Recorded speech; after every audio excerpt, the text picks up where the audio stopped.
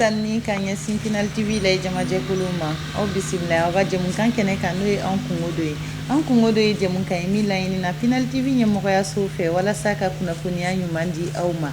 bi an bɛ APCAM de la walasa ka se ka kuma sɛnɛkɛlaw kan baganmaralaw mɔnikɛlaw a bɛɛ lajɛlen walasa ka kunnafoniya duman di aw ma an wulila ka se président de ma n'o ye Sanusi Buya Sila ye ale ka se ka kunnafoniya ɲuman di aw ma président i ni sɔgɔma Fatimi yɛrɛ ni sɔgɔma ani n b'aw ka lamɛnnikɛla jɛkulu bɛɛ fo Mali sɛnɛkɛla baganmarala mɔnikɛla ni yiriforotigi k'an ka foli lase u bɛɛ ma. Ayiwa an ye foli laminɛ an b'a fɔ ko i bisimila i kokura an ka kɛnɛ kɔnɔna la an bɛ don babu kɔnɔna la ni ɲininkali min ye o ye président Sanusi Buya Sila APCAM yɛrɛ ye fɛn jumɛn ye? APCAM ye fɛn min ye tubabukan fɔla b'a fɔ un organisme public à caractère professionnel o kɔrɔ ye jumɛn ye gouvernement ka fonctionnaire dɔ b'a la n'o ye secrétariat général ye ani administration mais a fanga bɛɛ a décision bɛɛ tabaga ye sɛnɛkɛlaw yɛrɛ ye u yɛrɛ ye minnu ta k'u sugandi k'u bila u ɲɛma élection min don an bɛ kalo 3 de kɛ élection na k'a daminɛ kubeda la fo ka na laban fêtière mairie yɛrɛ la n'o ye APCAM soba ye APCAM bɛ Bamako cogoya min na o composé len don ni maa 38 ye région bɛɛ maa 3 bila ka na u ka président n'u ka délégué 2 ka tila ka sɛnɛkɛtɔn fana ye élection k'olu ni ɲɔgɔn cɛ ka maa 5 ta k'o bila o de ye assemblée permanente o ye maa 38 ye mais région bɛɛ fana n'a ka APCAM don n'o ye chambre régionale ye région commune bɛɛ fana n'a ka APCAM don n'a bɛ fɔ o ma délégation locale de chambre d'agriculture ye wa kubeda bɛɛ fana la sɛnɛkɛkuntigi bɛ n'an ko sɛnɛ n b'a farafasiya tuma bɛɛ n'an ko sɛnɛ an ka bɛ sɛnɛkɛla baganmarala mɔnikɛla ni yiriforotigi ma maa o maa bɛ nin baara in bɛɛ kɛ donc nin bɛɛ de faralen ɲɔgɔn kan o ye APCAM o bɛ mun de yira sisan nɔ k'a fɔ Mali yɛrɛ kɔnɔ tɔn min bɛ yen ni sariya kɔnɔ tubabu b'a fɔ min ma légalité a b'a bolo ka kuma sɛnɛkɛlaw tɔgɔ la n'u b'a fɔ min fana ma légitimité k'a fɔ maaw y'i sugandi k'i sigi ka kuma sɛnɛkɛlaw tɔgɔ la o ye APCAM ye olu fana y'u wasa don salon ka ne k'u ka président ye. Ayiwa an b'a fɔ ko félicitations donc e ye président kura ye mandat joli san joli kɔnɔ? An ka mandat ye san 5 ye donc o san 5 in kɔnɔ an kɔni b'a ɲini Ala fɛ an ye objectif minnu kunkilenna minnu ta Ala k'an dɛmɛ an ka se k'olu waleya o kunkilenna fana n tɛ sɛgɛn a fɔli la a sigilen don jɔsen 4 kan a jɔsen fɔlɔ-fɔlɔ ye min ye enregistrement des exploitations agricoles familiales avec géolocalisation assortie de carte professionnelle agricole bamanankan na sɛnɛkɛla bɛɛ ka yɔrɔ dɔn a bɛɛ ka gafe ka sɛbɛn a bɛɛ ka enregistré ka tila ka u ka sɛnɛ bɛ kɛ yɔrɔ min na k'o géolocaliser bagan min b'u bolo minɛnkɛminɛn min b'u bolo k'o bɛɛ ka sɛbɛn ka tila ka carte bɔ k'a yira QR code bɛ carte min na par exemple sisan nɔ Isa Traoré bɛ se ka kɛ 1000 Mali la mais Isa Traoré jumɛn don kelen min bɛ don ka QR code bɛ bɔ donc n'o carte in bɔra o nafa ye jumɛn ye an b'a ye gouvernement bɛ san o san u bɛ effort caman kɛ u bɛ nafolo caman don sɛnɛ la parce que kɛmɛ sara la ko 15 de bɛ don sɛnɛ la Mali yɛrɛ nafolo bɛɛ lajɛlen na n'i y'o jateminɛ san dɔ la fo miliyari 300 ni kɔjan donc o bɛ taa yɔrɔ jumɛn a sera sɛnɛkɛla min ma o bɛ dɔn n'o ka QR code ye fili tɛ k'a la baɲumankɛ tɔn minnu fana bɛ na an fɛ yen n'u b'a fɔ ma projet et programme Banque mondiale ka projet ni projet wɛrɛw minnu fana bɛ na ni nafolo caman ye k'a donna sɛnɛ la a sera sɛnɛkɛla jumɛn ma est-ce que a sera sɛnɛkɛla minnu fana ma u ye nafa sɔrɔ wa dɔ faral'u ka sɔrɔ kan wa parce que dɛmɛ o ni juru takun ye ka taa ɲɛfɛ de n'a b'i coron a man ka kɛ a bɛ ka d'u ma cogo di est-ce que mɔgɔ minnu bɛ k'a sɔrɔ équité b'a la wa Mali bɛɛ bɛ k'a sɔrɔ wa ou bien maa kelenw de bɛ k'a sɔrɔ san o san wa nin sɛbɛn nin baara in de b'o bɛɛ yira o b'a to jamanakuntigi ministre des finances b'a dɔn an ye wari min bɔ ou bien dɛmɛkɛjɛkulu b'a dɔn an ye wari min bɔ a sera karisa ni karisa ni karisa de ma u ka yɔrɔ filɛ yan i bɛ se ka wuli ka sɔrɔ hali min sera mɔgɔ la i bɛ taa vérifier nin sɛnɛkɛla ko ale bɛ kabaforo hectare 100 kɛ a géolocaliser len don an ka wuli an ka taa la hali n'an sera mɔgɔ la est-ce que a kelen don dɛmɛ jumɛn kan ka d'a ma wa dɛmɛ minnu bɛ di dɛmɛ fana tubabu b'a fɔ min ma traçabilité bɛ kɛ an bɛ foli bila jamanakuntigi la ale ko ɲina conseil supérieur de l'agriculture la ko fanga gouvernement qui ministre du développement rural ka jija k'o baara kɛ géolocalisation ka amorcer pour que traçabilité ka ye sɛnɛkɛlaw ka na a ni ɲɔgɔn cɛ baara la donc o foli kan ka kɛ jamanakuntigi ye puisque n'an ka laɲini ye min ye ni jamanakuntigi sɔnn'o ma an b'o foli kɛ a filanan ye jumɛn ye sɛnɛkɛminɛn minnu bɛ d'anw ma parce que sɛnɛ tɛ taa bin minɛn kɔ adamaden yɛrɛ de ye ko kɛlɛyara mɔgɔninfinw min bɛ sɛnɛ la a bɛ ka dɔgɔya sɛnɛkɛla den bɛɛ tɛ kɛ sɛnɛkɛla ye dɔw bɛ taa dama na dugu ka ca kalan yɛrɛ fana bɛ don ni samiya ye kow ka ca donc sɛnɛkɛminɛn de bɛ se k'an bɔ o gɛlɛya kɔnɔ o sɛnɛkɛminɛnw fana an ko k'a mutualiser o kɔrɔ ye jumɛn ka maaw fara ɲɔgɔn kan sɛnɛkɛminɛnw kunna parce que n'i y'a di bɛɛ kelen kelennin ma sɛnɛkɛminɛn yɛrɛ wari a rentable k'a fɔ a ye wari min don a la a b'o tɔnɔ sɔrɔ a bɛ gɛlɛya a bolo or sɛnɛkɛla mako tɛ minɛn na koyi sɛnɛkɛla mako bɛ baara min bɛ minɛn bɛ baara min k'a ye sɛnɛkɛla mako b'o de la donc ni minɛn minnu bɛ san u ka kɛ kumaw ye u ka kɛ soit dugu ta ye ou bien u ka kɛ dugu tɔn ta ye parce que dugu dɔ ka dɔgɔn i b'a sɔrɔ tracteur kelen dannikɛla wulilikɛla kɔrɔsiyɛnnikɛla ni ɲɔgosila n'i y'o sɔrɔ olu ye dɔrɔn a bɛ se ka dugu bɛɛ ka baara bɛɛ kɛ ou bien tɔn dɔ bɛ se a ka di tɔn dɔ ma u bɛ se ka jɛ ka baara kɛ tɔn b'a fɔ bon bɛɛ ka na n'i ka ɲɔ bɔrɔ kelen kelen ou bien kaba bɔrɔ kelen kelen o de bɛ kɛ k'a sara donc kima bɛ se ka kɛ sɛnɛkɛminɛn na kima bɛ se ka kɛ zarimisi la a bɛ se ka kɛ fɛn bɛɛ la sɛnɛ la bagan maralaw fana mako bɛ s'a ma parce que bi bagan baloko y'an kamana gan donc bin ka se ka kan parce que bi ala ma ye min fɔ k'an ka bin k'an ka jasuma la culture fourragère n'a tubabukan ka di bɛɛ b'a fɔ a tɛ taa minɛn kɔ koyi mɔgɔninfin tɛ se ka wɔlɔsɔ ta ka to misi joli balo tigɛ koyi fo tracteur de ka bin tigɛ a bɛ kɛnɛba minnu na u ka humidité b'u la k'u ji b'u la tile fila tile saba o fana minɛnw bɛ yen ka sɔrɔ k'a siri k'a kɛ balibaw ye o baliw bɛ cɛ ka na n'a ye yɔrɔ la yɔrɔ minnu ni a bɛ se ka sɛnɛkɛlaw nafa yen nɔ donc nin de ye kima nafa ye bɛɛ kan a bɛ jɛgɛtigiw kan a bɛ yiriforotigiw kan parce que a kɛra cogo cogo yiri traitement ni minɛnw dɔ bɛ yen nɔ a ɲuman ɲuman yɛrɛ fana n'an ko an k'a kɛ a sɔngɔ ka gɛlɛn mɔgɔ kelen de ma o de la an bolo n'i y'a mutualiser nafa bɛ k'a la sabanan ye jumɛn ye an b'o ɲɔ wele ko achat institutionnel gouvernement yɛrɛ bɛ sanni min kɛ sɔrasiw gendarmew polisiw kasoladenw banabagatɔw ta projetw bɛ sanni min kɛ fɛn o fɛn n'a bɛ sumanjalan san n'a bɛ sɛnɛkɛfɛn san maliyɛnw bɛ an sɛnɛkɛlaw bɛ min produit sariya de ka bɔ sisan an mako bɛ sariya de la sariya de ka bɔ k'a fɔ préférence kɛra fɛn o fɛn n'a bɛ san 100 la 50 bɛ san sɛnɛkɛla yɛrɛ bolo min b'a produit parce que a man kan an k'an ka nafolo de ta tuma bɛɛ ka taa san kɔ kan ka o nafolo don wali jamana la ka tɛmɛ an yɛrɛ kan donc sisan nɔ ni o kɛra o b'a to sɛnɛkɛla bɛ se ka se hali banque ma marché bɛ n bolo a ye juru donna n ka se ka n ka marché campagne kɛ n ka se ka n ka baara kɛ o ye kelen ye sɛnɛkɛla bi an ka sɛnɛ dalen don du kɔnɔ sɛnɛ kan fanba y'o de ye n'a bɛ fɔ o ma exploitation agricole familiale entreprise baw bɛ yen sa mais a man ca fɔlɔ kosɛbɛ o du sɛnɛ ni ɲɔ bɔrɔ 50 de sɔrɔla ko k'a fɔ tiɲɛ la ɲɔ bɔrɔ 30 de bɛ se ka du balo mais i b'a sɔrɔ 30 in kan an bɛ feere kɛ fo ka na se ɲɔ bɔrɔ 40 ma barisa o b'a sɔrɔ dɔw banana sɛnɛ min yɛrɛ bɛ ci denmisɛnnin minnu bɛ yen nɔ u sera furu ye denmisɛnninw kan ka taa ekɔli la donc an ka musaka bɛɛ bɛ bɔ suma in de la donc ni marché kɛra sisan nɔ ko 50 100 la 50 bɛ d'anw ma i b'a sɔrɔ an b'a feere da min na misaliyala an bɛ se ka kaba feere 2000 ni 200 samiya bɛ taa se yɔrɔ dɔ la an bɛ t'o kaba san wagati min na kura ma se kɔrɔlen banna an bɛ t'o san 4000 ni 5000 sisan yɛrɛ a tɛmɛna hakɛ yɛrɛ kan a bɛ fɔ 6000 ko kuma sanfɛla la donc ni gouvernement de bɛ sanni kɛ o ka sɔngɔ ka ɲi o b'a to an bɛ structurer o sanni nɔfɛ mais o b'a to 30 min bɛ se ka n balo n bɛ se ka 20 dɔrɔn feere achat ninnu ma wari in bɛ n kungo bɛ ɲɛnabɔ n ka du kɔngɔ t'a minɛ et puis tɔni min bɛ yen n'i ye temps min feere 30 in kɔnɔna la o temps n b'o kɛ ka investissement kɛ n ka foro kɔnɔ donc achat institutionnel wa kuma tɛ k'an y'an sigi k'an y'an bɔ an kunkolo kɔnɔ alhamdulilayi ne tun ye tunkaranke de n ye diɲɛ de yala yanni n ka se mali ma n y'a ye jamana o jamana bɛ yen u ye préférence de kɛ u ka sɛnɛkɛlaw ye pour que sɛnɛkɛla ka sɔrɔ kɛ an bɛ tubabu minnu ta filɛ olu yɛrɛ union européenne yɛrɛ sigilen don bruxelles ni sigilen don sɛnɛ de développement kama américain kɔni ta o tɛ se ka fɔ ka ban an y'a hali riche la bi o min an tun t'o ka ko caman kalama o ye ka diɲɛ minɛ bi ni sɛnɛkɛfɛn de donc a sera an fana ka wari min bɛ don sɛnɛ la an m'a fɔ a tɛ don a la dɛ an ko min bɛ don sɛnɛ la a ta yɔrɔ ka dɔn wa sɛnɛkɛlaw yɛrɛ ka da ka don a kɛcogo n'a fɔcogo la parce que n'i ko i bɛ n dɛmɛ ka tɛmɛ ne yɛrɛ b'a fɛ n ka dɛmɛ cogoya min na ko wɛrɛ de b'i kɔnɔ n mako bɛ dɛmɛ na cogoya min na i bɛ n dɛmɛ ten mali ka bon a sɛnɛkɛ yɔrɔ dɛmɛ cogo tɛ kelen ye globalité in ka dabila chambre bɛɛ n'a ka spécificité don mali sɛnɛkɛ yɔrɔ bɛɛ n'a ka spécificité don dɛmɛ ka kɛ n'o ye donc achat institutionnel in kɔfɛ an nana min fana fɔ tuguni n'o ye jɔsen 4nan ye o ye partenariat public privé ka kɛ o kɔrɔ ye jumɛn banques ye privé de an ye privé ye état de bɛ se ka kɛ garantie an ni ɲɔgɔn cɛ bi ni an sɛnɛkɛlaw ye sɛnɛkɛfɛn bɔ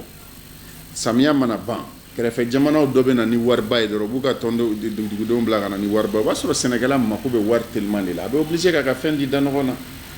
mais n'an ye magasin jɔ bɛ magasin minnu bɛ yen nɔ partenariat public privé kɛ an b'an ka sɛnɛkɛminɛn bɔ an mako bɛ wari min na k'o ta ka taa an ka sɛnɛkɛminɛn da yen mɔgɔ minnu bɛna sanni kɛ o b'a sɔrɔ u bɛna sanni kɛ tuma min na ne yɛrɛ kɔni ŋaniya an ŋaniya ye bayɛlɛma fɔlɔ de ka d'a kan yan'a ka labɔ jamana kɔnɔ fo a ka bayɛlɛma ko fɔlɔ kɛ fo an ka sigi k'o de miiri a bɛ fɔ min ma fo transformation ka kɛ wajibi ye an kan de an ka suman bɛ bɔ jamana kɔnɔ bɔcogo min na o ka dabila kaba kisɛlama ka bɔ non f'a ka bayɛlɛma ka kɛ mugu ye de a ka bɔ misi ka bɔ ten f'a ka bayɛlɛma ka kɛ sogo de a ka bɔ o n'a ɲɔgɔnna fɛn fɛn bɛ yen nɔ donc o fɛn in kɔnɔna la sisan nɔ n'an sera k'o jɛkulu sigi gouvernement ka kɛ garantie an ni ɲɔgɔn cɛ an ka sɛnɛkɛtɔnw fana bɛ o fɛnw de ta ka t'o déposer u mako bɛ wari min na k'u ka tile fila kungo ɲɛnabɔ ou bien k'u ka san wɛrɛ nɔgɔko ɲɛnabɔ a bɛɛ bɛ sɔrɔ garantie de fɛ sɛnɛ bɛ organiser parce que bi sɛnɛ yɛrɛ problème ba dɔ fana y'a financement ye a wariko parce que an ka système bancaire bɛ basé len don fɛn min kan k'i ka na ni titre foncier na ni titre foncier na ni titre foncier ni dun y'a jateminɛ an bɛ sɛnɛ kɛ dugukolo min ka fa dugukolo dɔ mɔ kɛ dugukolo don n'i ko i bɛ taa titre ko kuma fɔ la i bɛ taa bala wɛrɛ wuli jamana kɔnɔ min yɛrɛ ka an tɛ se ka min kunbɛn donc f'an ka miiri produit yɛrɛ de la an bɛ se k'a garantie cogoya min na dɛmɛw ka kɛ n'o ye donc nin jɔsen naani n bɛ segin u kan enregistrement des exploitations agricoles familiales avec géolocalisation assortie de cadres professionnels agricoles coopérative d'utilisateurs de machines agricoles en commun les achats institutionnels à hauteur de 50% sɛnɛkɛlaw fanfɛla la ani un partenariat public privé min b'a to on va réguler les prix parce que ɲina aw yɛrɛ minnu ye musow ye aw ye suman san da min na kulekan bɔra kojugu mun na parce que sugu labilalen don cogo sugu dɔ la kabakolama don parce que minɛn yɛrɛ tɛ n ka sɛnɛkɛlaw bolo n'u samiya banna k'u b'u ka minɛn sago yɔrɔ min na f'u k'a labɔ donc o minnu ba nin jɔsen naani sɛnɛkɛtɔn bɛɛ ye ɲɔgɔn fara ɲɔgɔn kan selenge centre ɲɛlɛnni na APCAM CNOP AOPP FENAFER FENAGER région bɛɛ ni APCAM ye région bɛɛ an ye nin gafe dilan an y'a ci gouvernement ma k'a fɔ an sen na an kɔni an b'a fɛ an ka dɛmɛ nin sira in de fɛ n'an taara ni nin sira in an bolo an bɛ Mali bɔ nɔgɔ la ni nin sira in donc an b'a fɛ fana Mali kura min fɔra sɛnɛ yɛrɛ fana ka kɛ sɛnɛ kura ye refondation ka kɛ sɛnɛkɛko la donc k'o gafe ta an ka baara kɛ n'o gafe ye o de fana kɔrɔ an da ka don an kungo bɛɛ la bi sɛnɛ ɲɛmɔgɔ fɛn o fɛn bɛ yen a bɛɛ ye dɔɔnin kalan soit i y'a kalan balugukala na i y'a kalan arabu la i y'a kalan tubabukan na dɔnniya dɔ kɔni b'i la n'o tɛ i tɛ kɛ sɛnɛ ɲɛmɔgɔ ye i b'i ka sɛnɛ in kɔni ɲɛdɔn n'o tɛ i tɛ k'o ɲɛmɔgɔ ye o minnu bɛ yen an t'a fɛ décision ka ta an kɔfɛ tuguni an kungo ka fɔ an kɔfɛ an ka sigi an yɛrɛ k'an kungo fɔ an b'a fɛ an ka dɛmɛ cogoya min na an yɛrɛ k'o fɔ n'an bɛnn'o kan sisan an bɛ Mali ta ɲɛfɛ. An yɛrɛ ka laɲini y'o ye parce que a bɛ fɔ ko Mali ye sɛnɛkɛdugu ye pour que Mali yɛrɛ ka se ka bɔ nɔgɔ la sɛnɛ de bɛ se k'o kɛ fo denmisɛnninw k'a ye k'a fɔ ko nafa bɛ sɛnɛ la donc sɛnɛkɛlaw mago bɛ dɛmɛ la ni aw sera ka nin programme bɔ n'aw dɛmɛna nin sira fɛ ayiwa an yɛrɛ bɛ ladon sɛnɛ la ni Ala sɔnna ma an bɛna APCAM kɔnɔna la toujours APCAM yɛrɛ ka mission parce que min fɔ sa o ye programme de ye mais APCAM yɛrɛ ka mission ye jumɛn ye. O de mission fɔlen fili ye o ka fara ɲɔgɔn kan k'a hakilina di proposition APCAM ye force de proposition de gouvernement fɛ force de consultation CNT bɛ sariya minnu ta CNT kan k'an wele donc anw yɛrɛ kɔnna o bɛɛ ma sa ka baara bɛɛ kɛ k'a nɔgɔya k'a kɛ gafe kelen ka taa d'u ma k'a ci gouvernement ma k'a ci commission de développement rural ma loi in k'a ci CNT ma an bɛ ka jaabiw kɔnɔ an tɛ sɛgɛn an ka baara fana ye conseil ye an bɛ se sɛnɛkɛlaw ma an b'a ɲɛf'u ɲɛna ɲinan gɛlɛya bɛ tan nɔ kow bɛ tan nɔ an b'a kɛ tan an kan k'a kɛ tan samiya nin nacogo fɛ an k'an concentré nin kan o bɛ kɛ parce que APCAM y'a f'i ye cogoya min na a bɛ sigida bɛɛ la nin si tɛ kɛ moyen kɔfɛ o de tigɛlen don an na moyen t'an bolo mais tubabu b'a fɔ ma sacerdoce an ye décision de ta k'an présenter élection na ka na donc an bɛ ko an bɛ nin baara in kɛ ka taa se fo a danna fo ka taa an ka mandat ban moyen t'an bolo a ka kan k'a fɔ n'i y'a jateminɛ ne ka président de chambre fɛn o fɛn bɛ yen mobili t'u bolo u b'u yɛrɛ ka mobiliw de kɔnɔ u bɛ na u ka baarakɛyɔrɔ la n'u yɛrɛ ka essence de ye a baara in bɛ ka kɛ degun kɔnɔ mais a kun ye jumɛn ye mun an bɛ na hali n'a ta gɛlɛya kɔ parce que an ka baara ye sɛnɛ de an t'a fɛ maa wɛrɛ de kana an kungo fɔ min t'an dɔ ye parce que n'an yɛrɛ mana occuper n'a gɛlɛya dɔ de bɛ na occuper min t'an dɔ ye o bɛ taa an feere au moins n'an yɛrɛ b'a la a n'a ta o ta n'a gɛlɛya o gɛlɛya n'a kuma kɔni sera an na ɲininka an n'an ka hakilina fɔ. ayiwa i da donna la k'a fɔ ko anw yɛrɛ musow an ye gɛlɛya caman ye sugu kɔnɔna la ɲinɛ tiɲɛ yɛrɛ la balo sumanw gɛlɛyara dɛ mais i bɛ se k'i da don o kun dɔw la. a kun tubabu b'a fɔ min bon a kun a ka nɔgɔn kojugu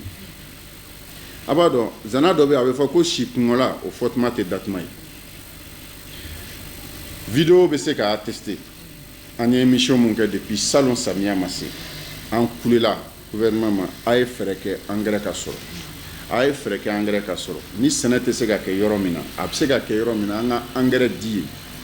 pour que suman ka sɔrɔ salon na sinon an ye tournée fɛn fɛn kɛ n'an ni gouvernement y'a kɛ an y'a fɔ kan bɛɛ la Sénégalais y'a fɔ kan bɛɛ la ka fɔ radio la salon an ma nɔgɔ sɔrɔ an sago la san fana nana jɔ yɔrɔ région dɔ la tile 25 kɛra Kulukoro mara yɔrɔ dɔ la san mana bon sɛnɛ dun fana ye fɛn dɔ ye offre demande de don min bɛ sugu la o de b'a to sugu bɛ nɔgɔya n'a tɛ sugu la o b'a to sugu bɛ gɛlɛya suman de ma sɔrɔ à hauteur de souhait an bɛ min kɔ a ma sɔrɔ an kana ɲɔgɔn nɛgɛn o la an bɛɛ maliyɛn de minnu bɛ taa statistique baw bɔ nin sɔrɔla jamana kɔnɔ n'a bɛ jamana kɔnɔ a bɛ dɔn suman na o a tɛ yen de salon ta in kɔni ne ba an b'o kɔnɔ sa an bɛ ala de deli an bɛ b'o kɔnɔ ne bɛ ni fɛn min jɔrɔ bɛ ne la ye san wɛrɛ de ɲinan samiya in la tɛmɛ kojugu i kumana sogo par exemple b'a dɔn muso sogoko kuma in mankan bɛ yen bon fo k'a faamu misi golo ni kolo de don ni balo ma d'a ma a bɛ bin yɛrɛ mun b'a kɛ sogo ye ou bien mun b'a kɛ nɔnɔ ye o ye balo de ye salon Mali kɛra fɔlɔ ye kɔɔri la nka salon an obligera ka kɔɔri kɔlɔ san tɔni 1,50 an yɛrɛ y'a ye an ka kɔɔri kisɛ in a taara min wa jinɛ y'a dun sa a kɛra cogo jumɛn an m'a faamu o kɔrɔ système de ka bila en place min b'a to ni Mali kɔɔri bɔra traçabilité ka k'a la et ça bɛɛ tora Mali kɔnɔ nka an bɛ président de la république transition fo ɲinan a ye décision dɔ ta a ka kan an k'o fɔ parce que n'an ye min laɲini n'o kɛra an ye a ka kan an k'o fɔ a ko Mali kɔɔri la ɲinan 100 o 100 la ni ma fili ko 20 bɛ bila à titre expérimental an b'a kɛ expérience fɔlɔ ye ɲinan Mali bagan maralaw yɛrɛ ɲɛ n'an ko bagan maralaw zari misiw b'a la minnu bɛ sogo dabɔ feere kama o b'a la o dɔrɔn tɛ se k'a ɲa a kan ka accompagner ni politique fourragère ye o de la n ye sɛnɛkɛminɛn ko fɔ pour que bin ka kan a kan wagati la k'a ja wagati la k'a bila et puis sɛnɛ ka kɛ baganw ye kɛnɛba minnu fana bɛ yen nɔ ji dɛsɛ y'a to bin banna joona ji banna joona ko ka avion wuli ko k'a ci pour que pâturage ka wuli hakilina ɲuman gansan de fɔra conseil supérieur de l'agriculture la an b'a fɛ k'a dɛmɛ a waleyali la o de la an y'a décidé bi ka kuma wa an tɛna kuma jɔ puisque min fɔra an ye conseil supérieur de l'agriculture la min y'a fɔ o de bɛ ordre bɛɛ di an ka hakɛ don n'a ma ɲa k'an y'a fɔ n'a ma kɛ an fana bɛ micro ta k'a fɔ a k'a dɔn an sigalen don nin yɔrɔ in na dɛ an sigalen don nin yɔrɔ in na parce que ale y'a dabɔ ni ŋaniya ɲuman min ka moyen min di k'a kɛ an t'a fɛ maa si ka tɔgɔ tiɲɛ sɔrɔ balo ka sɔrɔ san wɛrɛ parce que n'a ma sɔrɔ muso aw bɛ kule a jo fana ye kule ye mais sɔrɔli tɛ foyi ye fo nafolo min bɛ di sɛnɛkɛlaw ma a ka sɛnɛkɛlaw la sɔrɔ saraka t'a la o kɔfɛ n'a ma ɲɛ hali ɲina ala k'an kisi gɛlɛya in bɛ continuer de wa bɛɛ k'a bila i kunna maa si tɛ se k'i ka jamana balo ni balo sanni ye yɔrɔ wɛrɛ ka na n'a y'i ka jamana kɔnɔ solution foyi t'o la aw bɛ ka kule duguba kɔnɔ parce que halisa produit importé ka ca n'i ye Mali burusi kɔnɔna ta n k'an ka balo bɛɛ ni samiya banna n'an ye ɲɔ min don jiginya kɔnɔ balo bɛɛ bɛ bɔ o de la n'o tiɲɛna jamana in bolo jamana in bɛ wuli de fo jiginyaw ka fa de donc fɛɛrɛ o fɛɛrɛ bɛ yen ka jiginyaw fa an b'o fɛɛrɛ tigɛ depuis samiya daminɛ depuis tilema fɛ ɲinan an sigalen don nɔgɔko la kosɛbɛ an sigalen yɛrɛ tɛ nɔgɔ ma labɔli kɛ nka yanni fɛn bɛɛ ka tiɲɛ hakilina minnu fana b'an na toujours conseil parce que APCAM ka baara fana ye conseil ye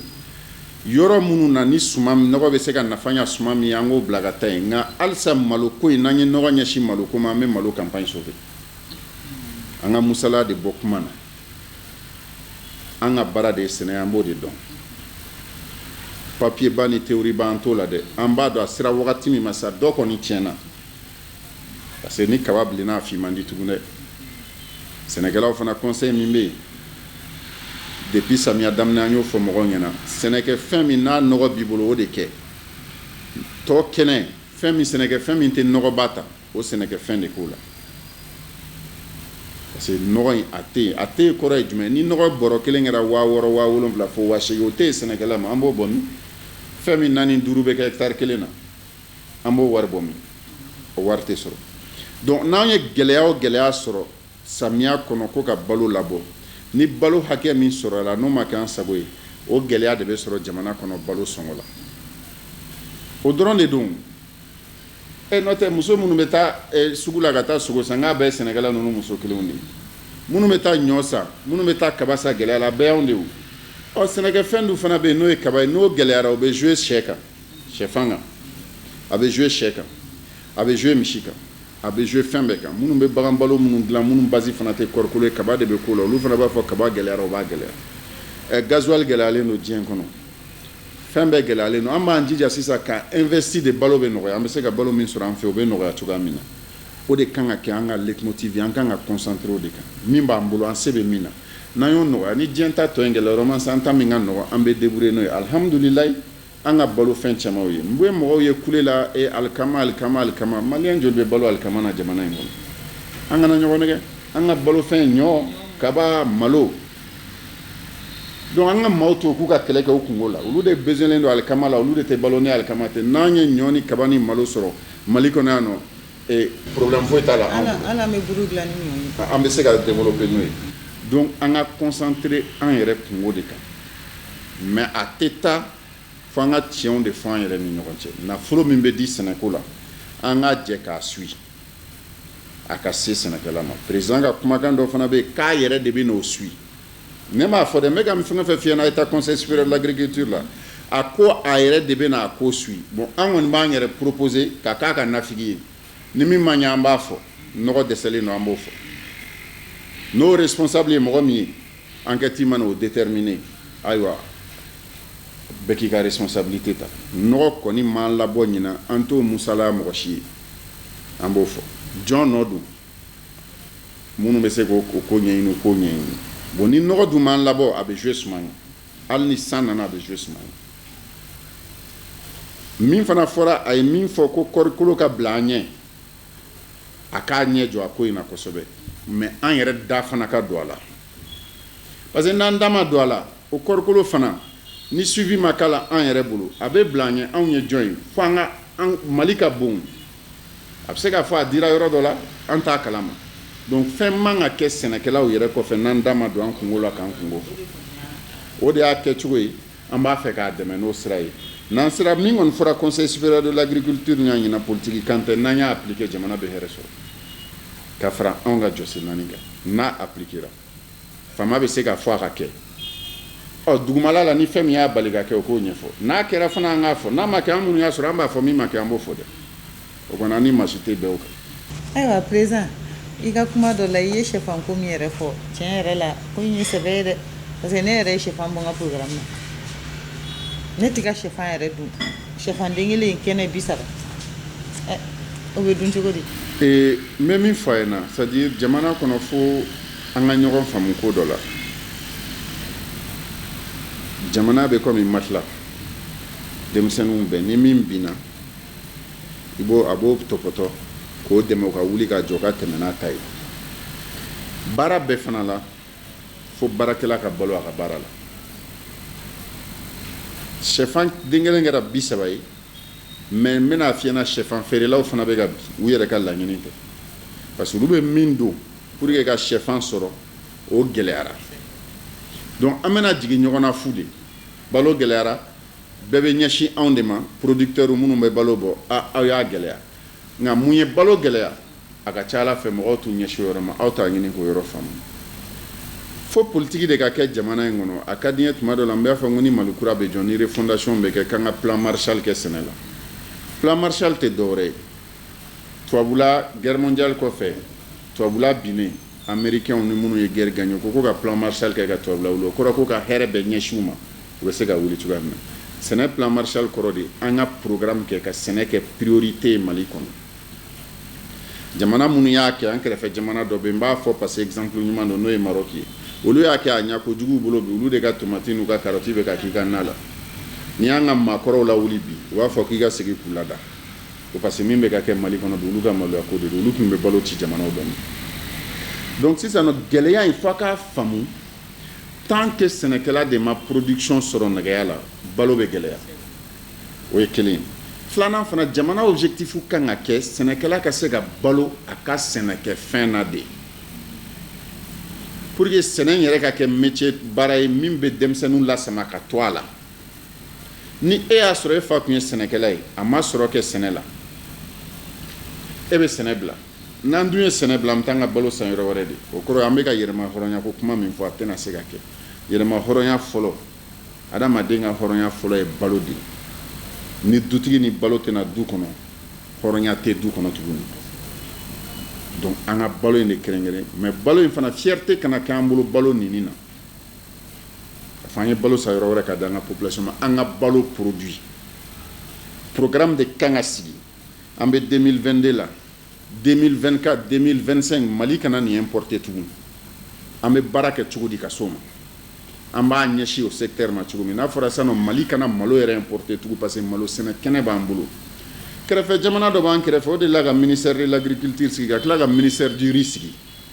ka malo ministère sigi ko pour que ba fɛn fɛn bɛ malo ka k'a la a kɛrɛfɛ jamana kelen ko wa yanni san dɔ cɛ ko ale ka sogo tɛ bɔ Mali la tuguni a dun bɛ baara kɛ la n'o sansi ye ni ala ma fara an ka misiw bɛ yɛlɛma a fɛ yen parce que a ye kɛnɛbaw de dilan misiw bɛ dumuni kɛ furakɛli bɛ nɔgɔya misiw kan bon hɛrɛ bɛ yɔrɔ min na maninfin bɛ ɲɛsin yen de ma dɛ politique sous régionale dɔw bɛ ka kɛ yan n'an ma farati bagan min yɛrɛ tun y'an ka fanga ye Mali kɔnɔ dɔw b'an minɛ na u tɛna bagan kura ye ko an ka baganw de bɛna taa yen hɛrɛ bɛ yɔrɔ min na maninfin bɛ taa yen de i tɛ se ka kunbɛ ka taa yen donc f'an k'o politigiw de k'an fɛ yen ko jamana in ye sɛnɛkɛla baganmarala mɔnikɛla yiriforotigi ye f'an k'a yira nin refondation kɔnɔ ko jamana in y'o de an ka kow ɲɛsin o ma a suivi ka kɛ an bɛ gɛlɛya kɔnɔ dɛ nka n'a kan gɛlɛya bɛɛ n'an y'an bɛɛ ɲɛsin sɛnɛ ma sɔrɔsiw ta bɔlen kɔ a la priorité filanan kan ka kɛ sɛnɛ de ye balo bɛ sɔrɔ cogo di parce que sɔrɔsiw ka effort mun b'a garanti balo don n'a ye dugu libéré ni maaw seginna ka t'u sigi yen ni balo t'u bolo ni maa wɛrɛ nan'u nɛgɛ u bɛ se ka fara jugu kan donc gɛlɛya kɔni parenthèse bɛ dépend i bɛ investissement min kɛ samiya daminɛ na n'i ka samiya kɔnɔna la min bɛ se ka sauver o ka sauver sisan kɔni an bɛ samiya kɔnɔ min bɛ se ka sauver an k'an ɲɛsin o ma a bɛ sauver cogo di malo ta ma taa ka yɔrɔ jan kɛ ire hali bi ire bɛ se ka don ka taa se fo le 10 août ma an k'an ɲɛsin a ma ligne bilenman in an kana sɔn k'a sago cogo si ɲɛsin a ma ye jumɛn ye maa o maa bɛ jamana kɔnɔ n'u bɛ se k'a kɛ malidenw de don n b'a dɔn Mali ka d'u ye an k'u wele k'u sigi an bɛ Mali sauver cogoya min na banquiw fournisseurs d'intrants agricoles gouvernement yɛrɛ sɛnɛkɛlaw an ka jamana sauver fɔlɔ wele o de parce que kulekan min bɛ ka bɔ kungo kɔnɔ bi o ye nɔgɔ de tɛ yen ni nɔgɔ dun tɛ yen suman tɛ sɔrɔ donc ɲɔ ta o tɛmɛna ka ban ɲɔ ka nɔgɔ o man bon an jigi bɛ ɲɔ kan kosɛbɛ ni nɔgɔ sɔrɔla hali bi ka taa n'a ye k'a kɛ kungo kɔnɔ parce que nɔgɔ ye fila ye min bɛ don tile 20 danni kɔfɛ ani min bɛ se ka don fo le 10 août pour que kisɛ ka kɛ min bɛ don danni kɔni kɔfɛ a b'a dɔn danni kɔni tɛmɛna tile 20 kan sisan an bɛ kalo 1 ni kɔ la nka n'a ta o ta Mali yɔrɔw tɛ kelen samiyaw bɛ fɔ ɲɔgɔn kɔ cun don a ka jate minɛ a bɛ nafa ɲɛ yɔrɔ min na a ka taa don yen kosɛbɛ an bɛ c'est à dire minnu bɛ se ka kɛ plus tard an b'olu kuma fɔ n'an bɔra nin kɔnɔ an bɛ min kɔnɔ sisan an ka urgence ta ka urgence sauver k'a ɲɛsin wo o bɛ yen surtout malo sɛnɛnaw an bɛ se ka hali bi ka malo saison ɲumanba kɛ n'an ye nɔgɔ ɲɛsin malo sɛnɛnaw ma an ka nɔgɔ ɲɛsin u ma a bɛ se ka ɲɛ cogoya min na parce que olu ta baji ko b'a la et puis région bɛ olu bɛ ka daminɛ cɛmancɛ la ka taa kɔrɔyan fan fɛ o zone de production samiyaw ma se niveau dɔ la n'an ye concentration ba k'o kan o b'o ɲɛ. an ye faamuyali caman sɔrɔ o la an bɛ hakilinajigi kɛ ka fɔ an bɛ ka jɛmukan min lajɛ o ye an kungo dɔ de ale ye jɛmu ka ye min laɲini na Pinal TV ɲɛmɔgɔyaso fɛ walasa ka kunnafoniya ɲuman di aw ma. Sisan an bɛ samiya de kɔnɔ, o de la an y'an ɲɛsin APCAM ma walasa ka se ka kunnafoniya sɔrɔ sɛnɛ taabolo kan ani bagan mara ale ni mɔni ani yiriforo bɛ cogoya min na. An yɛrɛ bɛɛ b'a dɔn k'a fɔ sugu kɔnɔna ma nɔgɔn sisan, malo tɛ se ka san, ɲɔ kɛrɛbɛ tɛ. An yɛrɛ bɛ fɛn minnu sɛnɛ an fɛ yen o yɛrɛ da ka gɛlɛn ni minnu bɛ bɔ kɔ kan ka na ye. Donc an ka se ka ni conseil ninnu lamɛn ka se ka solution ɲini, an bɛ se ka suman sɔrɔ an bolo cogo min na nɔgɔya la, ka basigi sigi ka basigi ka se ka na jamana kɔnɔna la. An ye engrais ko fɔ, mais est ce que mɔgɔ dɔw bɛ k'a fɔ fɛnɛ ko terrorisme, parce que sɛnɛ ma se ka kɛ yɔrɔ dɔw la. Est ce que minnu wulila ani minnu bɛ yen nɔ n'u ma se ka sɛnɛ kɛ, a ye solution dɔ sɔrɔ ka yɔrɔ dɔ di u ma u ka se ka sɛnɛ kɛ o cogoya la. Terrorisme i b'a dɔn ne kuma kɔnɔ n bɛ fɛn dɔ fɔ, n'a bɛ ka solution ɲini tubabuw ka kuma il faut être pragmatique. Fɛn min bɛ se ka ɲɛ sɔrɔ sisan i k'i ɲɛsin o ma. Sɔrɔdasiw bɛ k'u se kɛ terroriste ko la, u ye yɔrɔ dɔ récupérer, an bɛna se ka sɛnɛ k'olu la. Mais yɔrɔ minnu na ni alhamdulilayi bi ala kɛlen don k'an se jugu la, n ko an ka effort concentré kulekan kana, c'est à dire an se ye min ye o défaut kana bɔ anw na, an k'o yɔrɔ bɛɛ dafa. Parce que terrorisme tile kelen kɛlɛ tɛ, tile fila kɛlɛ tɛ. Combat min don lɔngalen don, an bɛ foli bila an ka sɔrɔdasiw b'u cɛsiri la. O fana sen bɛ an ka sɔrɔbaliya la. Nka an yɛrɛ ka organisation baliya ani capacité d'anticipation an b'a dɔn bi kɛlɛ bɛ jamana kɔnɔ. Depuis salon an b'o kalama. An kun kan ka jumɛn kɛ kɛlɛ tɛ yɔrɔ minnu na olu ka balo ko olu ka se ka sɛnɛ kɛ ka jamana yɔrɔ dɔ in balo, o disposition an kan k'o de fɛɛrɛ kɛ k'olu ta. Donc i ko minnu lawulila ko ese sɛnɛkɛyɔrɔ kura dir'u ma, olu dɔw tɛ APCAM ka baara kɔnɔna la, o pouvoir tɛ APCAM ye. Pouvoir bɛ jamana position wɛrɛ mɔgɔw de. An kɔni vraiment ko min don a digilen don an na, a b'an degun. Hali o don n ka sɛnɛkɛlaw ye n wele alhamdulilayi Sokolo, sɔrɔdasiw janfa min tun b'an na Sokolo y'u se kɛ k'o mɔgɔw bɛɛ faga, mais mugukan min bɛ ci a bɛ n ka sɛnɛkɛlaw embrouiller. Mais olu kɔni bɛɛ décision ta n'an bɛ sa an bɛ sa parce que saya kelen dɔrɔn don. N'an y'an ka sɛnɛkɛyɔrɔ bila kɔngɔ in de b'an faga, an kɔni bɛ ala minɛ k'an ka sɛnɛ, an bɛ dugawu de kɛ ala ka sɔrɔdasiw dɛmɛ u ka se ka s'u la, an ka se k'an ka sɛnɛ kɛ.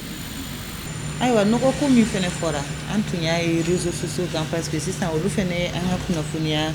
taasira dɔw ye k'a fɔ ko yɔrɔ dɔw la k'a bɛ ka sɔrɔ 2,200 n'o ye 11 000 ye. Est ce que o kuma in sigilen don kelen, filanan est ce que fɛn ni a sigilen don a bɛ min bɛ olu bolo est ce que o bɛ bɔli kɛ? Bon, nɔgɔ ko a ka kan an ka ɲɛfɔli dɔ kɛ mɔgɔ k'a faamu. Gouvernement ye nɔgɔ hakɛ min subventionné zone 2 don. Zone CMDT kɔɔri sɛnɛlaw ka mara an ka jateminɛ la normalement ni ko b'u cogoya la olu ka nɔgɔ bɛɛ bɛ subventionné, kɛmɛ sara la kɛmɛ bɛɛ bɛ subventionné. U ka kɔɔri nɔgɔ bɛ subventionné, u ka kaba nɔgɔ bɛ subventionné. O de la 2,000 ni 200 yɛrɛ tɛ ɲinan dɛ, parce que ɲinan kun fɔra 2,000 ni 500 wa joli pise nɔgɔ yɛrɛ fana gɛlɛyara diɲɛ kɔnɔ o fana ka fɔ. Bon, yɔrɔ dɔ in n'a bɛ f'o ma an zone tɔw, zone DNA direction nationale de l'agriculture bɛ zone tɔw minnu couvert. Gɛlɛyaw sɔrɔla nɔgɔko la ɲinan k'a sababu kɛ bɛn fɔɲɔgɔnya kun donna fournisseur ni gouvernement cɛ. Donc nɔgɔ min ye nɔgɔ chimique ye tubabu nɔgɔ ye 2,000 ni 500 in na gouvernement kun ye min subventionné ou bien 400 don a chiffre tɛ n kunkolo kɔnɔ tuguni kosɛbɛ a ma sɔrɔ ka labɔli kɛ. Donc samiya yɛrɛ sera yɔrɔ dɔ la ka sɔrɔ a la papiyew ma di mɔgɔw ma, mais an ye kibaruya minnu mɛn kɔsa in na ko jamana kuntigi yɛrɛ kɔni y'a bolo don gafe la ka maaw wele pour que ko ka se ka ɲɛnabɔ. An b'a fɔ o fana la, an y'o kibaruya mɛn lettre ma na officiellement, nka n'i ye sɛnɛkɛ ɲɛmɔgɔ ye kuma caman bɛ ta ka las'i ma kan n'o fɛ bɛ se ka minnu vérifier. Donc u tun ye a fanga da nɔgɔ finman kan, an ka farafin nɔgɔw bayɛlɛmaliw. An bɛ crise de kɔnɔ, crise tɛ fɛn caman essayer tuma ye. Donc o fana ma kɛ i b'a fɔ min fɔra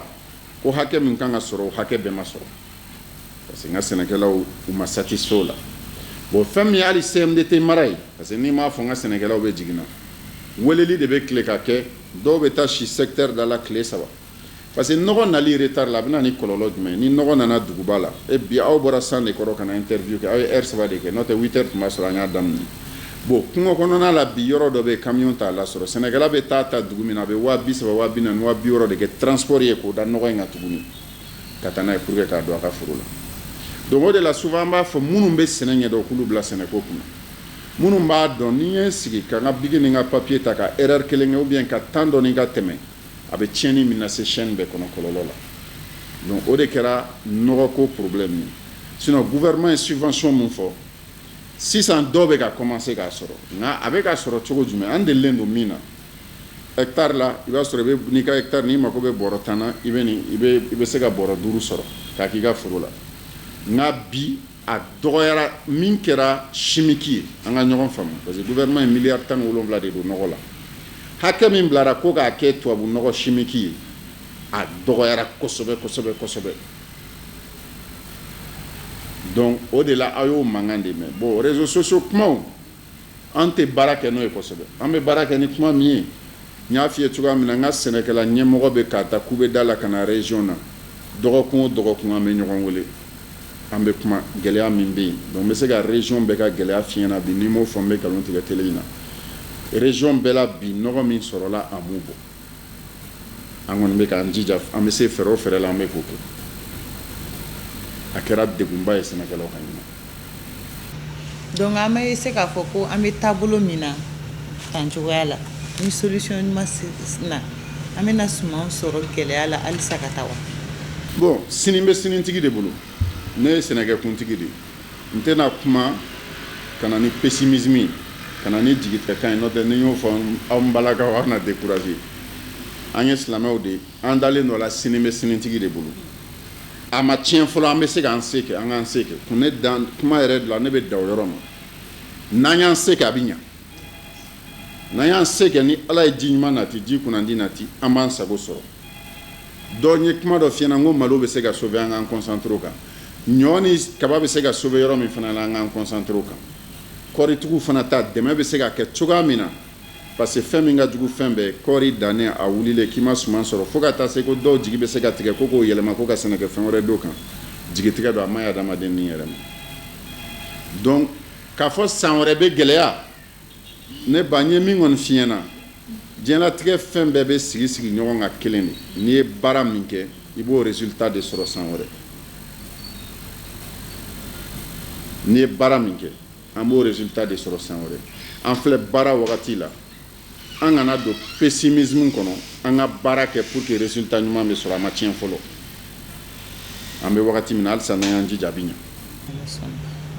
ala k'a ɲɛ ka d'an ma an y'a ye k'a fɔ ko fɛn ye chaîne kelen de ye k'a daminɛ sɛnɛ la o de bɛ na bagan mara fɛnɛ yiriwa sogo gɛlɛyalen don an bɛ se k'a fɔ à part i ye conseil min di sɛnɛ ta fanfɛla fɛ bagan maralaw bɛ se ka solution wɛrɛ jumɛn sɔrɔ min bɛ se k'a to an bɛ se ka solution sɔrɔ sogoko in fɛ na sinon a ma nɔgɔn dɛ bon sogoko in n'i y'a jate minɛ mali sogoko base 2 don an ka bagan mara yɛrɛ transhumant ani sisan an bɛ ka semi intensif daminɛ ka taa se intensif ma transhumant in ye jumɛn ka bagan gɛn jamana ni jamana o ye système ye parce que bagan ala ye alhamdulilayi an bɛ ala fɔ ala y'an kɛ bagantigi jamana ye ni ye Nigeria bɔ a la maa wɛrɛ t'an ye an ka sous région kɔnɔ ni dun ye Nigeria population ta k'u ka bagan ta k'anw ta k'an ka population ta an de bɛ bɛn ye mais mun nana ni sogo gɛlɛyali ye mun nana ni nɔnɔ gɛlɛyali ye a bɛ fɔ min ma politique appropriée c'est à dire n'an bɛ jamana baara la fo an ka baara kɛ ni objectif de ye baara man ka kɛ ko san o san an b'a kɛ dɔrɔn an bɛ système kɔrɔ min na an ka taa n'a ye non est ce que système ye nafa lase n'a ma nafa lase an b'a yɛlɛma cogo di pour que système ka nafa lase sinon sogo sɔngɔ yɛlɛli n'i y'a jate minɛ a bɛ san 5 laban in bɔ san o san dɔ de bɛ fara k'a tɛ ka nɔgɔya donc o kɔrɔ de ko an ka système d'élevage la défaut dɔ b'a kɔnɔ o défaut f'an k'o de furakɛ défaut ye jumɛn jumɛn bagan mara yɛrɛ la n'i y'a ta 100 sara la wari bɛ tiɲɛ yɔrɔ min na 80 ye bagan balo ye ɲinan sɛnɛ bagan maralaw ye malo bu san malo bu min tun bɛ feere an ma 350 an y'a san fo 1000 an b'a fɔ min ma kababu nu dɔw b'a fɔ ma laginɛbu an y'o san fo 2,000 ni 100 k'a sɔrɔ a cayalenba kun ye 1,000 ye donc o kɔrɔ sisan nɔ an kan k'an ka politique de réviser gouvernement fana kan ka mɔgɔw poser ka mɔgɔw dɛmɛ minnu ka rôle ye sogo kana dɛsɛ dugubaw la bi n'i ye question poser maa joli de bɛ sogo produit Bamako kama Segu kama Sikaso kama jaabi jɛlen tɛ sɔrɔ k'a d'i ma o de la n k'i ma n ko sɛnɛkɛla bɛɛ kan enregistrer carte ka bɔ k'a di bɛɛ ma ni o kɛra ni gouvernement minnu ko an ka choix ye sisan an kɔni bɛ sogo produit ka di Bamako ma n'o ye duguba min bɛ sogoba consommer mun b'aw dɛmɛ mun bɛ se ka k'aw ye ni aw b'o kɛ n'an dɛsɛra fana gouvernement fana kan k'a fɔ nin kɛra aw ye donc nin tɛ se ka se nin niveau ma laya mana se ko bagantigiw ye bagan gɛlɛya cini mana se k'an ye sogo gɛlɛya mais an bɛ min don a la o de bɛ na ni gɛlɛya in bɛɛ fo an k'a faamu que mɔgɔ si ka laɲini tɛ ka ko gɛlɛya jamana kɔnɔ mais baara de kan ka kɛ yanni nin période ninnu bɛɛ ka se n'o baara kɛra a ko bɛ nɔgɔya donc pour que i hakili bɛ nɔgɔya min na baganko la o fana tɛ ɲa cogo si fo an ka segin k'an ka bagan mara yɛrɛ redéfinir ka adamadenw u b'a fɔ min ma professionnaliser ka mɔgɔninfinw kɛ professionnel ye ni bagan mara kɛra a ka di n na bi n bɛ don a la sini n bɛ bɔ a la cɛ ɲɛna seli ma diya n na sini n b'a dabila san dɔ la b'aw jigi k'a bɛ fɔ a kɔ minnu ka baara don u kan ka accompagner de résultats de bɛ d'u ma u kan ka par exemple sisan ni bɛɛ enregistré la a bɛ fɔ Fatim e ko k'e bɛ se ka bagan 100 de ladon sugu kɔnɔ nin wagati in na i dɛmɛna k'o de laɲini i b'i ka bagan 100 ladon sugu kɔnɔ donc maa o maa kan ka min ladon sugu bɛ contrôler n'o contrôler ko min bɛ dugu bɔ o sɔrɔla a tɔ bɛ labɔ baganko yɛrɛ ta n'i y'a jateminɛ Mali ka produit yɛrɛ bɛɛ la an bɛ se ka nafa sɔrɔ min la n'a bɛɛ o ye bagan de mais n'i ko tiɲɛ yɛrɛ ka fɔ an ka politique d'élevage depuis a bilara sen na a ma appuyer parce que bɛɛ kunkolo kɔnɔ bagantigi ye waritigi ye nafolotigi don mais jamana bɛ se ka nafolo jumɛn yɛrɛ sɔrɔ bagantigi bolo an ma baara kɛ n'o ye an ma bagan fana jate minɛ ni développement hukumu ye ka fɔ nafolo sira de don a bɛ se ka yiriwa a bɛ se ka nafolo lase jamana ma pourtant embargo in kɔnɔ carte kelen min kɛra an bolo ka négocier o kɛra bagan de ye an sera ka monnaie bɔ an yɛrɛ la ni fɛn kelen min ye an tɛ nin kɛ n'aw fana ma nin kɛ seli surunyalen u y'an embargo wuli bɛnkan caman b'a la nka baganko in man dɔgɔ a la dɛ dɔw tun tɛ lahiya faga ɲinɛ o n'an kun banna kan t'an ka baganw bila ka taa o mais o ɲɔgɔnna ko bɛ se ka kɛ jamana jumɛn kɔnɔ k'an to o ko baara sɛbɛ yɛrɛ la k'a fɔ ko a mɔgɔw ka organiser minnu b'a baara k'a daminɛ depuis burusi kɔnɔnaw la fasudɛbɛw naraw kɔrɔyanfan dugu minnu bɛ bagan kɛ o structure ka d'u ma bagan bɛ se ka furakɛ cogoya min na minnu bɛ na ni bagan sari mɔgɔ b'a kɛ u ka structure juru bɛ se ka don o la cogo di juru bɛ sara cogo di programme baw tun b'an bolo on bɛ vite feedlot de tiɲɛfala nin bɛɛ sara an bolo Mali tun ye fɛnbaw kɛ an tilara k'o fɛnw bɛɛ bila tuguni donc Mali kura in n bɛ ka nin bɛɛ fɔ a kun ye parce que an ko an bɛ jamana kura jɔ an bɛ taa ni règle kura ye o règle kura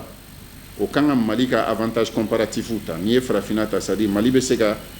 jɔ a sen ka fɛn jumɛn na n'a tɛ jamana tɔ bolo n'o bɛ se ka kɛ sababu ye devise ka don an bolo mais an k'an yɛrɛ sɔn a la fɔlɔ k'an yɛrɛ bɔ a ka sɔrɔ ka don an bɛ se ka sogo prix fixé sous région bɛɛ la n'an organisé len don k'a nɔgɔya an fɛ yen ka tila k'a lase tɔw ma ka nafa sɔrɔ a la Mali bɛ indépendance ta don min na a kɛra mɔgɔba minnu ɲɛna o kɔfɛ wagati ninnu na Mali tun bɛ sogo bɔ yan ka taa Tripoli Mali tun bɛ sogo bɔ yan Karkasi sogo n ma fɔ bagan dɛ ka taa Abidjan maakɔrɔw hakili b'a la nin bɛɛ tununa an na cogo di an bɛ se ka fɛɛrɛ kɛ ka na ni nin bɛɛ ye cogo di maakɔrɔw bɛ hali bi a kalan bɛ minnu na denmisɛnnin bɛ minnu y'a kalan kɛ mais nin si tɛ taa fo waribontigiw gouvernement bagan maralaw k'an sigi garantie min kan ka di an n'u cɛ o garantie ka di an n'u cɛ an fana bɛ an bɛ garantie min kɛ k'an bɛ se ka baara min kɛ an lakodɔnnen don boli t'a la i bɛ bagan mara objectif min kama o dɔnnen don sinon gouvernement ye ko caman kɛ bi u nana ni bagan lawaji ye a 3 san 3 a n'an ka farafin tura a kelen sogo b'a 5 sogo bɔ a misimuso kelen bɛ se ka litiri 20-30 d'i ma investissement kɛra mais fɛnw ka koloso ɲɔgɔn na tuma dɔ la suivi de tɛ an ka kow la o de ye ko problème ye sinon k'a fɔ wari tɛ don projet la o bɛ don dɛ mais a suivi bɛ cogo di terrain kan bon n'an tilara na phase de production na an bɛ phase de commercialisation organisée cogo di minnu yɛrɛ b'a produit u ka sɔrɔ b'a kɔnɔ cogo di an bɛ jamana dɔn olu ka abattoir la i bɛ taa n'i ka misi de ye dɔrɔn n'a abatira sogo bɛ feere e ka wari bɛ verser i ka compte kɔnɔ misali an bɛna an ka nɔnɔ usine ko kuma fɔ wari kun dira gouvernement ye miliyɔn caman di fo ka nɔnɔ usine jɔ wari tɔni min bɛ yen n'o bɛ se ka ni minɛn minnu san pour que usine ka baara kɛ o yɛrɛ fana marché ka engagé ka passer mais o wari tɔ ma sara usine jɔlen do ye minɛn t'a kɔnɔ wa minɛn in bɛ Mali kɔnɔ o de la n ko suivi tɛ baaraw la donc an sera niveau min ma sisan nɔ an bɛna commencer k'an dan walawala fo mɔgɔw k'a faamu et jamana ye continuité de fana ye fɛn dɔ la n'an ye suivi kɛ n'o usine kun sigira sisan b'a sɔrɔ Bamako n'a Lamini an bɛ ka nɔnɔ labɔ o nɔnɔ fana bɛ se ka kɛ sababu ye i yɛrɛ ka kuma aw bɛɛ bɛ se ka bagan dɔ mara parce que a nɔnɔ b'aw nafa ni réforme sera a b'a sogo feere donc fo an ka segin k'o de penser politique fourragère min n'a bɛ ka fɔ baganko la parce que an ka limaniya kan ko Mali bagan balo tɛ se ka kɛ Mali kɔɔrikolo ye cogo si an y'a produit cogo cogo a tɛ n'an bɔ o politique fourragère a tɛ taa minɛnw dɔ kɔ a tɛ taa binkisɛw dɔ kɔ a tɛ taa adamadenw dɔ formeli kɔ a spécialité la parce que bagan marala fana tɛ se k'a ka bagan mara bɛɛ dabila tuma dɔ la ko o ka t'o binkan n'o fɛn kɛ n'a minɛn t'a bolo cogoya foyi t'a la fo kɛnɛw fana ka di pour que binw bɛ se ka sɛnɛ kɛnɛ min na ka denmisɛnninw former k'o bila o sira la n'u y'a sɛnɛ k'an bale u bɛna feere bin nafama binjalan min bɛ ka ye garabali ninnu kɔnɔ n'aw bɛ minnu ye a tɛ foyi ɲɛ bagan in kɔnɔ lafalan kɔ an taara jamana tɔ minnu an y'a olu b'a kɛ litière de k'a da duguma bagan b'i da kan bin nafama yanni kalo kelen cɛ a ɲuman bɛ sɔrɔ Mali fan 14 bɛɛ nka k'a tigɛ k'a siri k'an bale k'a lase a mako bɛ yɔrɔ min na o t'an ye kɔw ka lafa ji ka kɛ yɔrɔ la bagan tɛmɛ siraw fɛ tuma dɔ la dumuni bɛ sɔrɔ kungo kɔnɔ ji tɛ yen o forages n'o fɛnw ka labɛn donc programme kuturu de don mais aw kɔni an balakaw aw bɛ min ye dɔrɔn sogo gɛlɛyara sogotigiw a kɛra cogo di o tɛ fɛn dɔ de bɛ kɛ n'a bɛ nɔgɔya. kuma in nafa ka bon kojugu tiɲɛ yɛrɛ la wa an ye faamuyaliba de sɔrɔ a kan an ka laɲini yɛrɛ fɛnɛ tun y'o ye an ye balo fɔ suman fɔra bagan mara fɔra sogo ayiwa ni sogo ma sɔrɔ an hakili bɛ jigin min na o ye jɛgɛ ye dɛ hali min bɛ na ka bɔ kɔ kan o tɛ ka sɔrɔ ka dun wa min b'an bolo yan nɔ ko hali o bɛ ja n'o ye cɛkurulen ye a tɛ ku i la i ka taa san yɛrɛ. n ye kuma in bɛɛ bɛ kuma kelen de kan politiki de bɛ diɲɛ fɛn bɛɛ défini fɔlɔ Mali la ka bɔ Mopti ka taa Ghana o tun b'a wele ko la route du poisson a y'a jate minɛ dɛ jɛgɛ in tun tɛ ka bɔ kɔgɔji la ka na koyi jɛgɛ in tun bɛ ka bɔ an de fɛ yen ka taa don min na ne taara office kɔnɔ ni office directeur kumana n ye ji woyotɔ in ye ka taa n ko mais nin n'an ye nin bɛɛ fa cash flow danti la est-ce que yan mɔgɔw jɛgɛ ko b'aw minɛ encore une fois an k'an ɲɛsin sɛbɛkow ma nin crise in nafa fɔlɔ bɛ se ka kɛ fɛn min ye sɛbɛko de tɛ yen fɔlɔ ka balo bɔ jɛgɛ in ye alternative ba de ye a tɛ sogo remplacer dɛ nka kow bɛ ɲɔgɔn dafa o politiki fana n'o poussera kɔ min bɛ Mali la ji hakɛ min bɛ woyo ka taa pisciculture yɛrɛ développera cogoya min na bi ko hali e bɛ se ka baki damadɔni bila i ka so k'a kɛ ninnu de kan ka kɛ programme renforcelenw fana ye parce que n'i y'a mɛn i bɛ taa san a t'i bolo de ni bɛɛ c'est à dire ni population dɔ ye i ye dɔ sɔrɔ k'o yɛrɛ dun fɔlɔ a tɔ de i b'o feere o bɛɛ bɛ sɔngɔ de jigin o de la avantage comparatif b'an bolo nin secteur bɛɛ la fo an k'a développer programme minnu tun bɛ jɛgɛ ko la ni chambre Mopti chambre président tuma na jɛgɛ fan tun bɛ tɔrɔ yen o programme dɔw kɛra tɔgɔ de ye bi an t'a la minɛnw dɔw yɔrɔ dɔn Mali sera nin ko ninnu bɛɛ dabilali refondation tɛ taa fo an ka sigi ka nin fɛn ninnu bɛɛ de labɔ kura ye mɔgɔ bɛ jamana in kɔnɔ a dɔnniya b'u la u bɛ retraite la bi an y'a dɔw wele APK min na n'u kumana programme dafalen b'u bolo Mali jɛgɛ ko bɛ ramasser cogoya min na a tɛ taa musaka de kɔ musaka min don a ka girin anw ma mais parce que an ka virage tun ye min ye an jamana basera sanga feere kan an bɛ ɲini ka ɲina production kɔ an dun tɛ taa ɲɛ cogo si ni production in de tɛ production in de bɛ bayɛlɛma n'an ka commerçants bɛ se o feereli la i bɛ ka jɛgɛtigi ta minnu fɔ n'an bɔr'o la aw bɛ min yɛrɛ kɛ na la n'o ye nakɔfɛn ye n'a fɔra bi o bɛ bɔ jamana wɛrɛ la ka ɲɛsin an ma maloyala ko tɛ tuma dɔ la i bɛ taa dugu dɔ la musow sigilen don u mako bɛ ji dɔrɔn de la pour que ka nakɔ kɛ programme o de la an kun ye programme dɔ kɛ APK min na mɔgɔw ko k'an ka ambition ka bon kojugu an k'u ka forage kɛ machine kelen an ka subvention in na u ka forage machine kelen kelen sa k'a di chambre bɛɛ kelen kelen ni ma chambre 11 de bɛ yen o la o bɛ se ka ji bɔ nɔgɔya la sɛnɛkɛ muso minnu bɛ nakɔ kɛ duguni minnu na an b'a nɔgɔya u kan ni subvention ka kɛ u ka subvention kɛ o minɛnw de la yanni ka mɔgɔ dege jɛgɛ dun na a dege jɛgɛ minɛ la an ka population in bɛ se baara in na mɔgɔ tɛ nakɔ bagan mara yira an na mɔgɔ tɛ jɛgɛ mara ɲɛ yira an na mɔgɔ tɛ nakɔ baara ɲɛ yira an na nka ji yɛrɛ t'u bolo u b'a kɛ cogo di o kɔni baara daminɛ fɔlɔ ye ne bɛ taa burusi kɔnɔ dugu la n bɛ musow wulilen walahi ala n y'a sɔrɔ 4 heures du matin u bɛ ka wuli n tulo bɛ mankan na n k'a kɛra cogo di u bɛ ka taa de kɔlɔni min bɛ yen pour que i fɔlɔ ka se k'i ta sɔn yanni dugu ka jɛ an ye nin bɛɛ programme an y'an se kɛ de an dan ye ka programme kɛ k'a expliquer k'a di n'a a sera ka kɛ ko chambre bɛɛ y'a ka sɛnɛkɛ fourage kɛ machine sɔrɔ chambre bɛɛ ye bulldozer kelen sɔrɔ c'est à dire o kɔrɔ Mali bɛɛ kuma jate minɛ fourage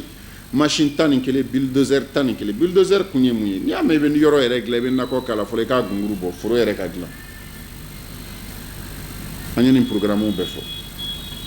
an ko musow Mali musow bɛ se fɛn min marali la ni fɛn bɛɛ ba bɛ bɛɛ bolo nka ba nɔnɔ t'a la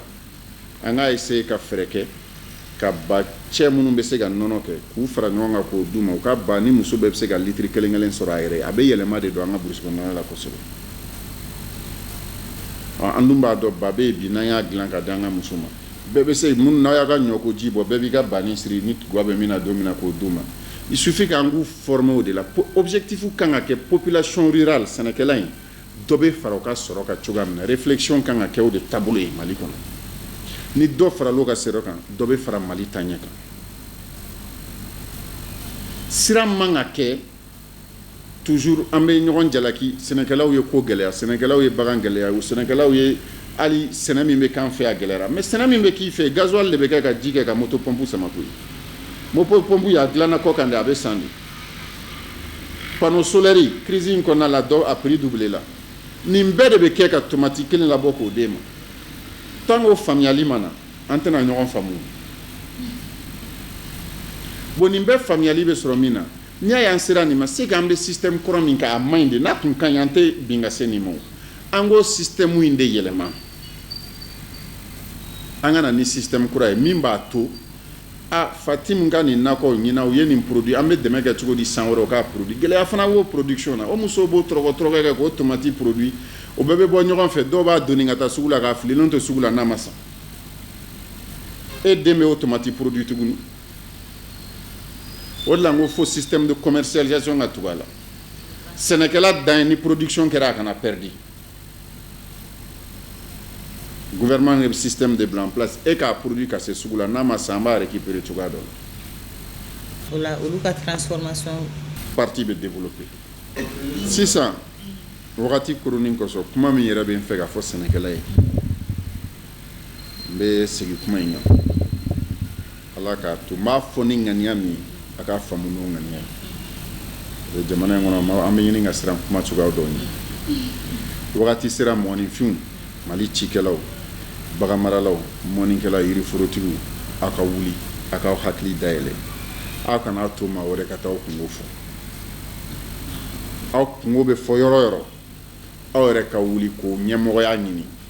ka taa aw kungo fɔ jamana in ye anw de ye an ka ca bɛɛ ye jamana in sigilen don anw de ka baara kan a man kan ka kɛ bolokɔfɛmɔgɔ ye jamana in kɔnɔ fɛn o fɛn n'a bɛ kɛ jamana in kɔnɔ a kan ka kɛ 4 ans anw de ka intérêt ma parce que 100 sarala n'i ye population ta 100 sarala 80 ye anw de a kan ka dilan anw de ka sɔrɔli kama o fana tɛ ɲɛ cogo si ni aw m'aw da don aw marali kungo la k'a daminɛ aw ka kubeda la ka taa se fo sanfɛ hakilina kɔrɔ min tun b'an na n'i ma kalan i tɛ se ka bila n'i sera k'i ka foro gérer i bɛ se k'i ka foro kungo fɔ n'i sera k'i ka ci i ka sɛnɛ kɛ i ka bagan mara i bɛ se k'i ka baara mara kungo fɔ o décision bɛ ta yɔrɔ min na a y'aw jija aw ka cidenw ka se ka sigi k'o kuma fɔ a cidenw ka kɛ aw yɛrɛ dɔ de ye wagati sera maa min t'an dɔ ye o k'i dabɔ an kungo fɔli la parce que a t'a dɔn a diyara a ye cogo cogo a ka nafa t'a la i b'a fɔ an ka nafa b'a la cogoya min na o ci de bɛ n fɛ k'a fɔ Mali sɛnɛkɛla bɛɛ ye ko an bɛ Mali kura jɔli la kuma in n'a yɔrɔ tubabu kan na ko refondation ko réforme kuraw bɛna ta n'aw man kunnen tora secteur bɛɛ b'a ka réforme kɛ k'an to yen an bɛ tunu dɔ kɛra dɛ an jɔyɔrɔ ye fɛn fɛn ye an k'a ɲini an da kan ka don kuma o kuma na an k'a ɲini an da ka don a kuma na k'a daminɛ kube da la fo sanfɛ an ka mentalité gerebuya mentalité dabila an ka delili mentalité dabila k'an ka hakɛ ɲini bonya kɔnɔ k'an ka baara kɛ wa système minnu bɛ na a ye an minnu bila k'aw ka ci ɲɛfɔ o de baara daminɛna ci ɲɛfɔ Sanusi Buyasila n'o ye APCAM président ye Ibrahim Kulubali n'o ye Senope président ye chambre d'agriculture tɔw organisation professionnelle paysanne tɔw a bɛɛ bɛna wuli ka kuma an bɛna wuli ka se aw ma k'a ka hakilina ta Mali kura in kana jɔ fewu n'an m'an ta sɔrɔ a kɔnɔ Mali kura in baara tɛ kɛ fewu n'a tɛ kɛ anw ye o wele de bɛ n lase ka se n ka sɛnɛkɛla ma k'a bɔ Kidali fo Kayi bɛɛ ka wuli k'i jɔ an k'an ka hakɛ de ɲini bonya kɔnɔ karama kɔnɔ ko dɔ tuma sera nin man ka kɛ anw na n'an man kunnen fana tora kɔrɔlen kɛra cogoya min na an tun bɛ cogoya min na k'an utiliser k'a kɛ u sago ye kura bɛna dilan k'an utiliser ka k'u sago ye n'an yɛrɛ ma wuli k'a jira ko capacité b'an na ko o ko bɛ Mali kɔnɔ bi an yɛrɛ bɛ se k'a bɛɛ kɛ donc an fana ta in ka lamɛn n'o tɛ a bɛ lamɛn yɔrɔ min na an yɛrɛ b'a ɲini ka taa an sigi ye k'a kuma fɔ ayiwa nin de bɛ dan sigi an ka bi jɛmukan na n'o ye an kungo dɔ ye an tun bɛ APCAM de la ani président kun bɛ ɲɔgɔn bolo n'o ye Sanusi Buyasila ye walasa ka se ka kunnafoniya di an ma APCAM sɛnɛ taabolo baganmara mɔni hali an da sera nakɔforow ma bi an ye faamuyaliba sɔrɔ ne yɛrɛ kun tɛ fɛn o fɛn dɔn sɛnɛko kan ne ye fɛn caman sɔrɔ a la hali ni an ka wagati janfara dɔɔni an b'o hakɛto ɲini kɛ aw fɛ kuma in nafa de kun ka bon wa fɛn min fɔra a kɔnɔ fɛnɛ an ye faamuyali caman sɔrɔ an ka laɲini ye o dɔ fɛnɛ ye ka se ka aw kunnafoniya aw ka se ka faamuyali caman sɔrɔ nin taabolo ninnu na an b'a fɔ ko aw ni ce aw ka layɛliko ɲuman na ala k'an bɛn a ɲɔgɔnna wɛrɛ ma